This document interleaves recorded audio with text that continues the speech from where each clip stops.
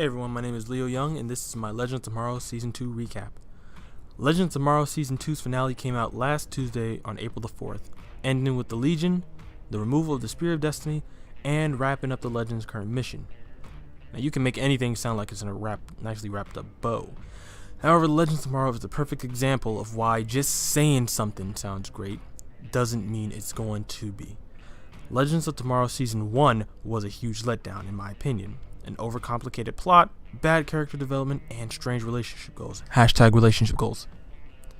When they announced Legends of Tomorrow Season 2, their strongest attractive features were the introduction of the JSA, Legion of Doom, and possibly major cameos of other DC characters. However, what we got was, well, a greatly disappointing amount of that. Started on October 13th, 2016, Legends had a good start. Let's be honest, for most of us, we stuck around waiting for the Justice Society to rise up and take over the damn show. However, the show takes a different turn when Rip scatters the Legends throughout time, leaving Nate Haywood, aka Citizen Steel, to retrieve the team and work together to locate their old captain. It wasn't long after that we saw Eobard Thawne, aka Professor Zoom, or Reverse Flash, as only people who watch the fucking CW know him. Sorry, I'm gonna have to put, cursing in it. He added on to that mystery element, having a goal that we couldn't actually comprehend or fully understand until close to the middle half of the season. Thawne recruits Malcolm Merlyn and Damien Dark from the 20th century. And that's where the good starts to fade. I'd like to note most of these sayings may just be personal issues of mine, so not everyone will agree, but I feel like they are major issues that other people have seen. Throughout the show, an issue, the nice way to put it, is that they made Sarah Land somewhat of a whore.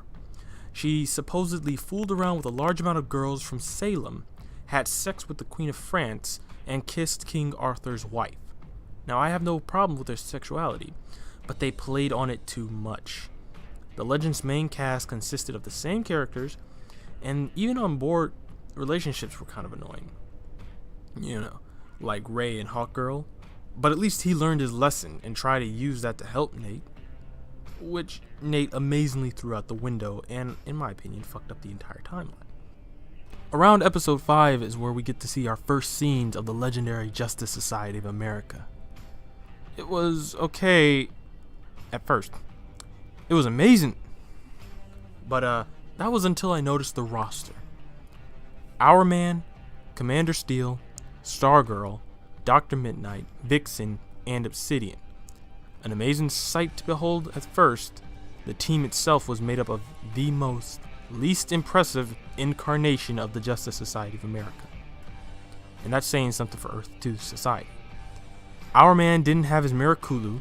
Midnight was just some dude. Stargirl was able to take out an entire group of trained soldiers on her own without even lifting a finger, and Vixen and Obsidian made the team's power duo. And even then, Obsidian was the only one who was actually a metahuman. The JSA was short-lived after Thawne killed their leader, Our Man, and Vixen would sneak aboard the Wave Rider to try and kill Mick, thinking he's the killer when something was stolen. So oh, you're a thief, I'm going to kill you because something was stolen from our dead captain. After that, the show got pretty standard with nothing particularly special to mention. We learned Thawne's motives was to retrieve the Spear of Destiny to rewrite his history, and he needed the Legion because Hunter Zolomon, now acting as the Black Flash, was hunting him, and he wasn't able to put his full attention into his own goal. And like all other stories, he doesn't succeed. All in all, the show had a strong beginning, but after failing to bring in anything new to the show, there's really not much to bring up. So I'll list off a few pros and cons of the season, and we'll finish it up with my own personal thoughts. Pros: a better understandable plot. The mission is to find Rip Hunter. After the Wave Rider went into New York City during the 20th century, they were hit with a nuke. And to save the Legends, Rip scattered them through time. They all came back together and they decided to hunt for Rick. They didn't Rip. Sorry, I keep on saying Rick. To hunt for Rip. They didn't actually know about the Spear of Destiny until much later. which is exactly why he hid his memories. So it turned from finding Rip to finding Rip's memories to defeating the Legion of Doom. So that's pretty understandable. They don't time travel back and forth because, well, they do, but they don't do it to hunt Thawne because Thawne can time travel. They do it to find, the spear was broken up to pieces, so they go back and forth through time to find the pieces. Second pro, the end of the Laurel and Sarah story. They milked this like a farmer milks a cow. That's my nice way of saying it.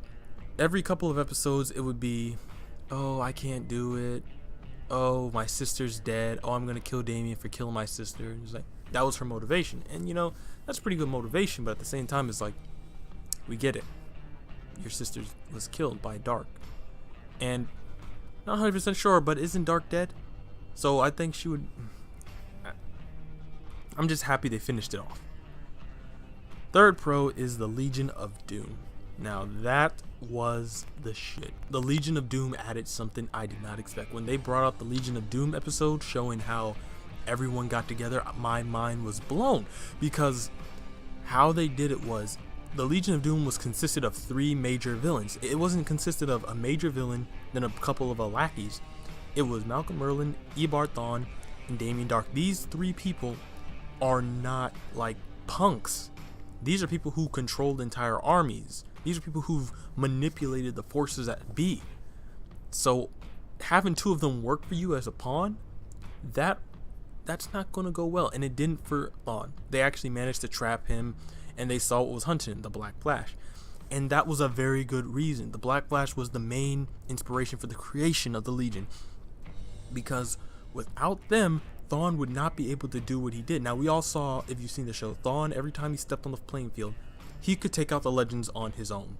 He could slip in. Every time he stepped on the ground, he would knock a Legend down, wipe his hair, and be like, all right, jump on it, ride my pony. And finally, the creme de la creme, the Black Flash, Hunter Zolomon, back in action.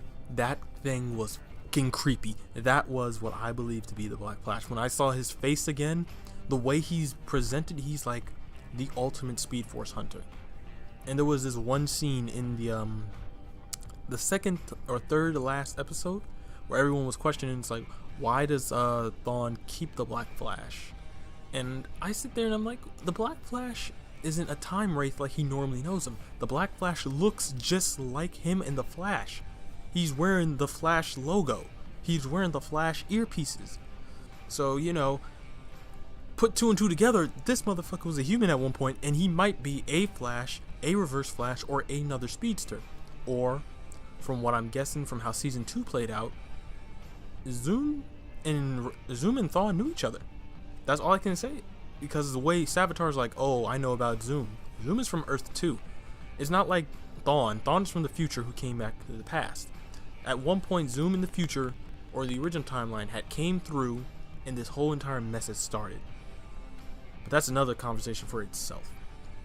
Now, here comes my cons. Number 1.